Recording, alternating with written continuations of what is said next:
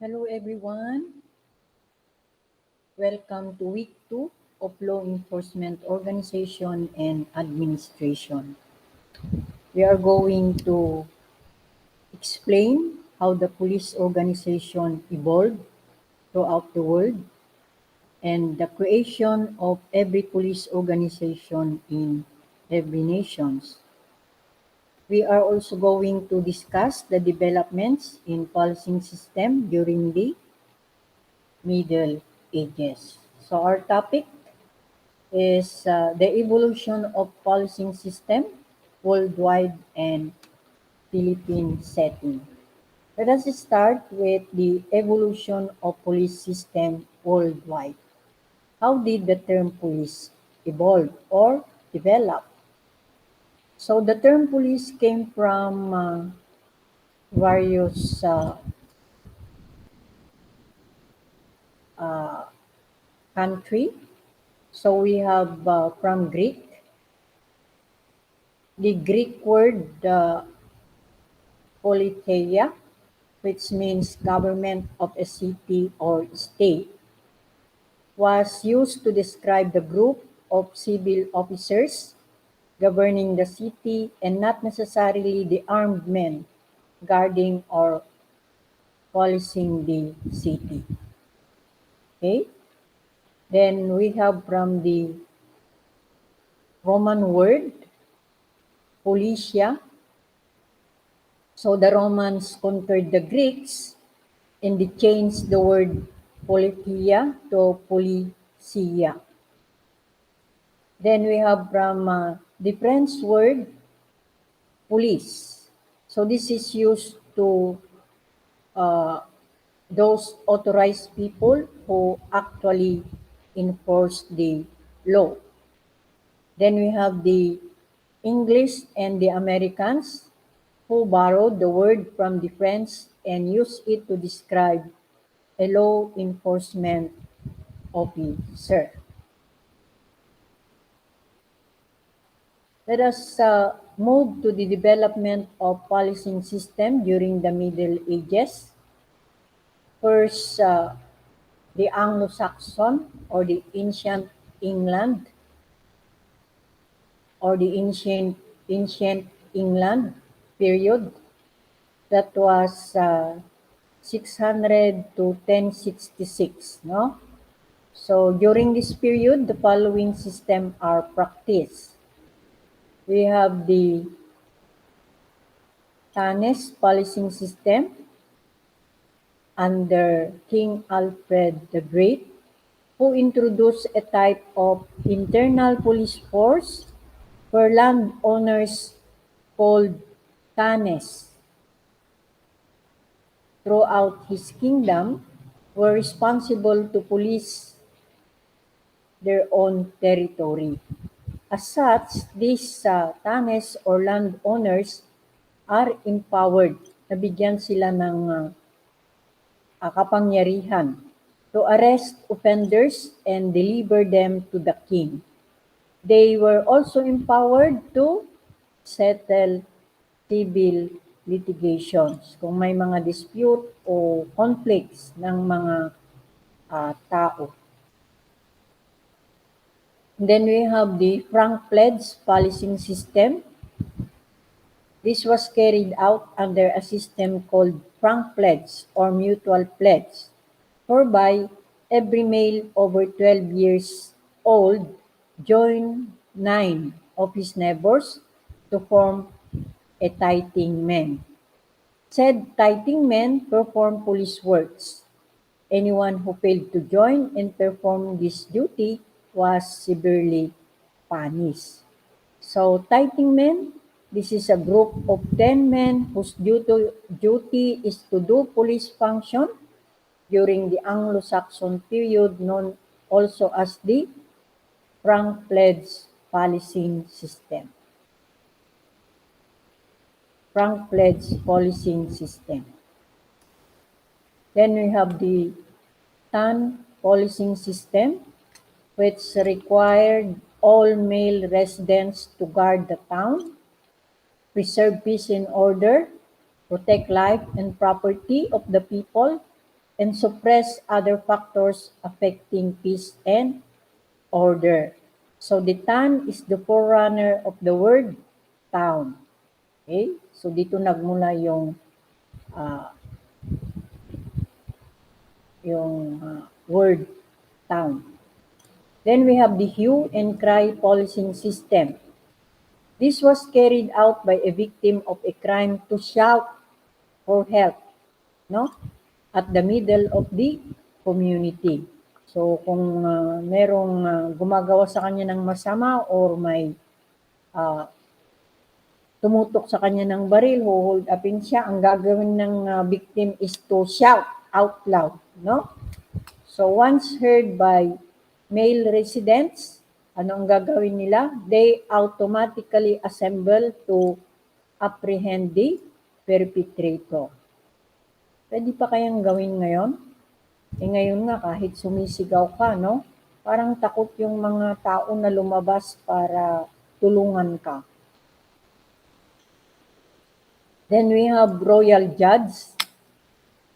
Conducts criminal investigation and gives appropriate punishment for the crime committed. We have also trial by ordeal, which requires a suspect to undergo life-threatening ordeal to prove his innocence or guilt. Halimbawa yung ordeal, kapag sinabing you immerse your yung right hand mo sa kumukulong tubig at hindi nalapnos, then hindi ka po guilty. Parang mga ganyan. Kasi during those times, they are so much believing sa mga di ba? Goddesses and spirits or angels, no?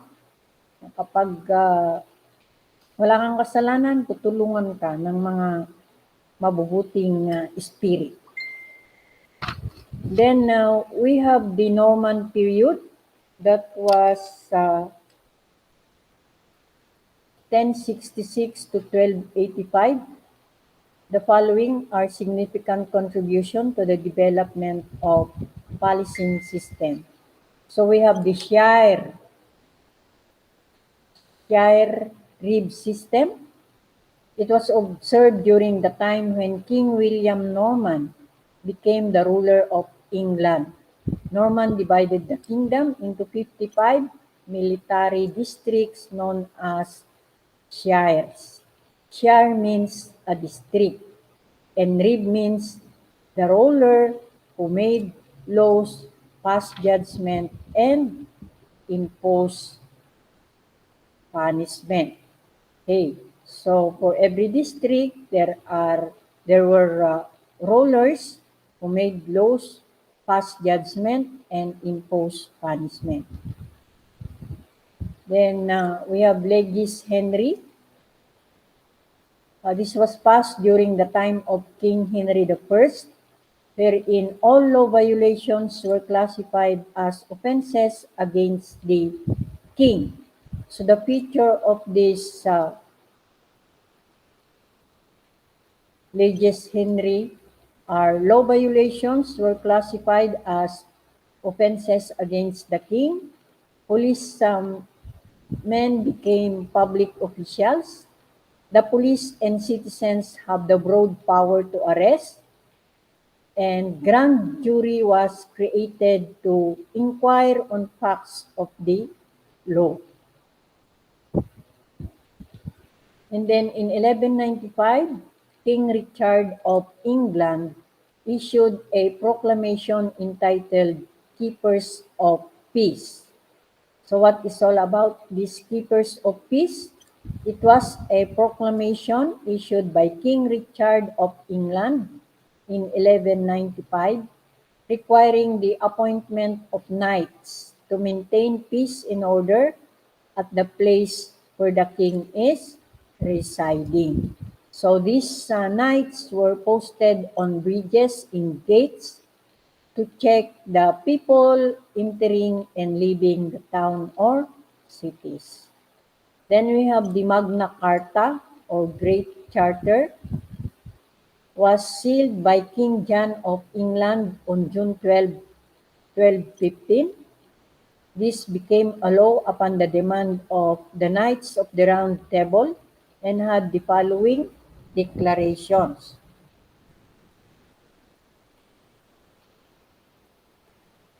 What are the declarations? No freeman shall take or imprison, disposed, outlawed, or bowed except upon legal judgment of his peers. Okay? Yung mga kasamahan niya ang magja-judge sa kanya. No person should be tried for murder unless there is proof of the body of the victim. Para mapatunayan na talagang meron siyang pinatay. There should be national and local governments as well as the national and local legislations. And then we have the Court of the Thorn, which settled a range of cases, more often dealing with petty or simple offenses and civil matters. From the court, 12 tithing men were selected to hear cases of serious nature. So this was the origin of the 12 jury system. Then we have the court leet. The Norman established the court leet, which looked after matters of purely local interest and village nuisances. The head of the court leet was the constable, which means the master of the house. Then we will proceed to the period of Westminster, that was on 1285 to 1500. So, Statute of Winchester in 1285. This was enacted for law and order, and this law introduced the system of Watts and Ward. Okay, then we have Statute of 1295.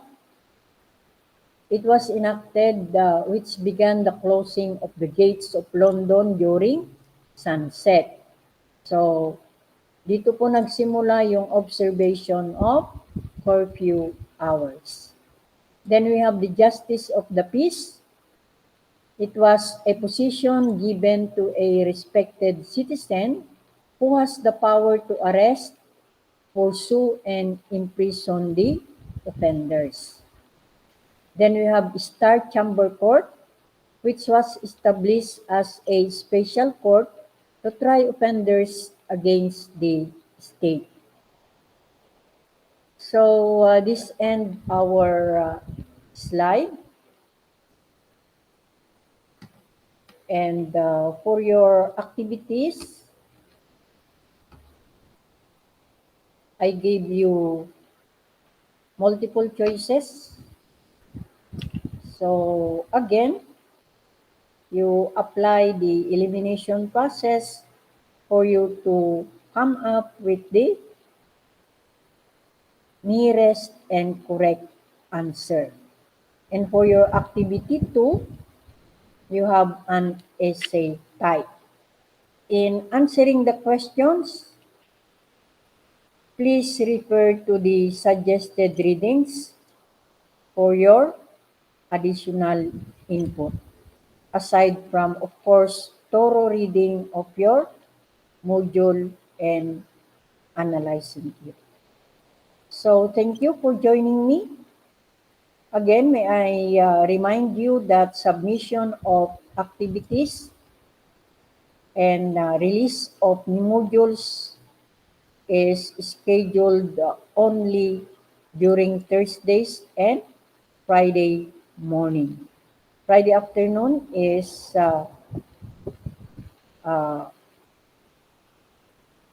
our cleaning day, disinfection day, and meeting on the last hour.